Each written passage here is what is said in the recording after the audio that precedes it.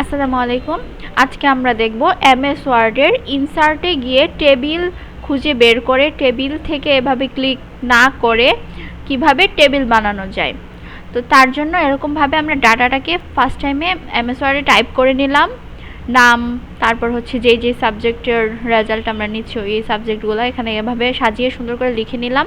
তারপর এটাকে কিভাবে টেবিল আকারে লিখব, এখানে ফার্স্ট টাইমে সিলেক্ট করে নেব, তারপর আলট্রা ক্লিক করব, আলট্রা, তারপর হচ্ছে এন, তারপর টি, তারপর ভি ক্লিক করার পর এই যে এখানে আমাদের সামনে শো হচ্ছে যে এখানে কলাম আছে 6টা এবং রো আছে 6টা, রো 6টা আছে, কলামও 6টা আছে। তারপর এখানে এই যে কমাস এটাতে হচ্ছে এভাবে মার্ক করতেছি, তারপর ওকেতে ক্লিক করতেছি, তারপর দেখেন আমাদের টেবিল চলে আসছে।